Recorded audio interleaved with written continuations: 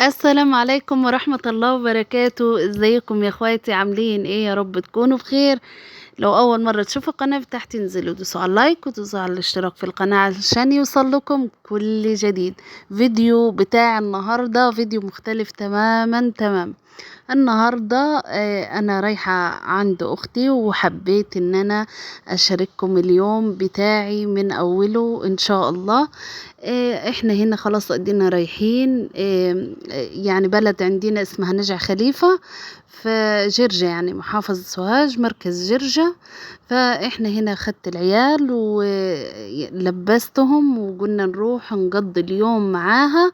فحبيت ان انا اشارككم اليوم بتاعي النهاردة، وان شاء الله هنزل لكم حاجات زي كده على القناة، مش اكلات بس، اكلات ووصفات وفلوجات ويوميات، يعني بص، زي ما بيقولوا كده كاملة متكملة، حتى روتينات في البيت بإذن الله هنزلها قريب خالص على القناة.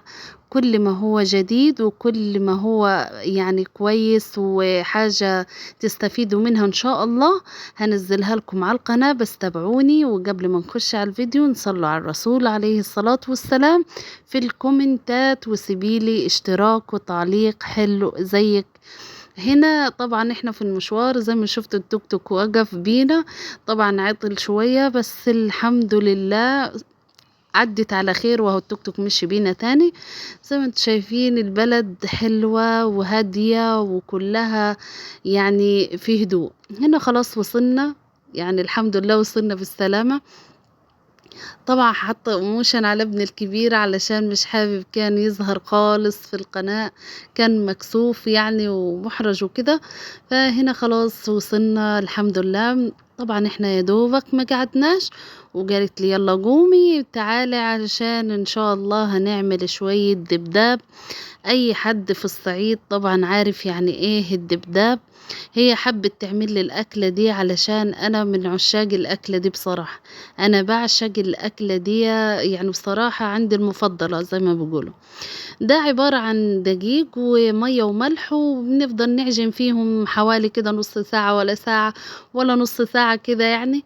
بس أنا ما بعرفش أعجنه قوي، يعني ماليش في طريقة الدبداب اللي هو الرهيف خالص، أنا بعمله بس بطريقة اللي هي أتخن من كده بصراحة يعني، وساعات بيطلع معايا كده يعني كده وكده إن شاء الله يعني.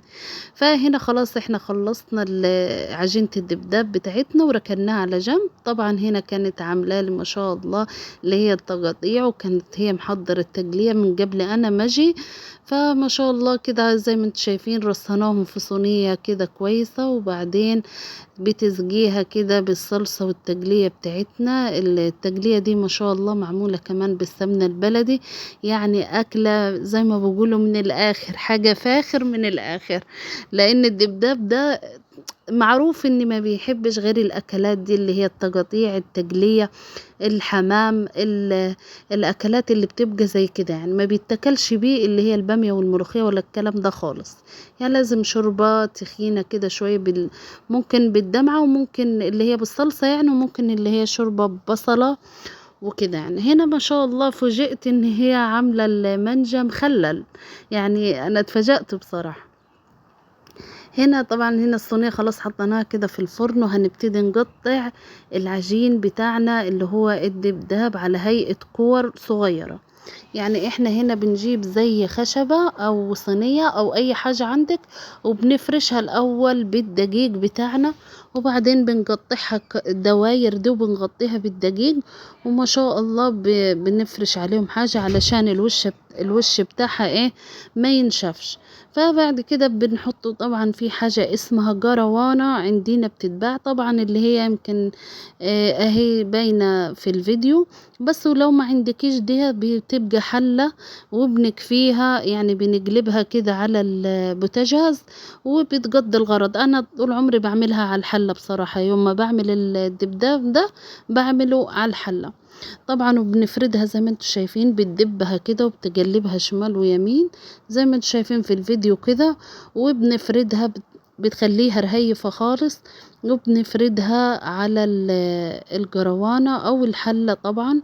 وبعدين يا دوبك ما بتكملش دقيقة، مش بنسيبها علشان ما تنشفش، ولو اتقطعت حاجة بسيطة ما فيش مشكلة برضو.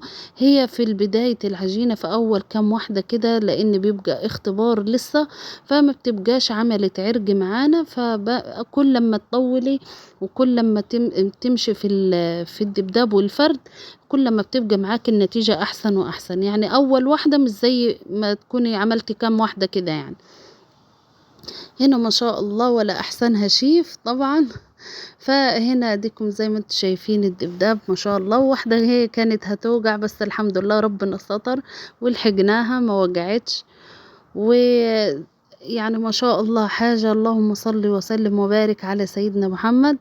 صلوا على النبي يا جماعة، وما تنسيش تصلوا على النبي في الكومنتات. وانا ما يعني انا بزعل قوي لما بلقى المشاهدات كويسة بس ما فيش لايكات. هل ما فيش لايكات؟ الفيديوهات بتاعتي اللي انا بنزلها لكم مش بتعجبكم ولا انتوا بتنسوا تعملوا اللايك؟ ما تنسوش تعملوا اللايك بالله عليكم يا جماعة، علشان خاطر قناتي تظهر. انا نفسي قناتي تظهر وتشاف. انا والله بتعب جدا في الفيديوهات، فانا محتاجة ان انتوا تساعدوني باللايك. اللايك ده مش هيخسر معاكم في اي حاجة يعني. بس فهنا ما شاء الله الصينية خلصت معانا، بس الفلفلة اتحروجت معانا شوية، بس مش مشكلة. احنا قلبناها على الناحية التانية علشان تطرى شوية ما تبقاش ناشفة، بس هناكلها يعني. ما خلاص احنا مش هنسيب حاجة يعني. انا عايزة اقول لكم يعني حرفيا الصينية دي بسم الله ما شاء الله اتنسفت، ما قعدش فيها ولا حاجة. ما شاء الله زي ما انتم شايفين الدبداب حاجة روعة، خفيف خفيف وجميل خالص. ممكن برضو تحشيه اي حشوات كده وتحطيه في الزيت كده شوية وتقلبيه وتعدليه وتحمريه، يبقى معاكي تحفة. وهنا بشكركم على المتابعة، ويا رب الفيديو يكون عجبكم. انا حبيت ان انا اشارككم يوم من الايام بتاعي. وما تنسونيش زي ما قلت لكم باللايك والكومنت والاشتراك في القناة. وهنا خلاص احنا خدنا اليوم وقضينا احلى يوم ومروحين خلاص. وما تنسونيش زي ما قلت لكم بلايك حلو، بلايك ومتابعة وكومنت حلو زيك. واشوفكم بخير في فيديو جديد، والسلام عليكم ورحمة الله وبركاته.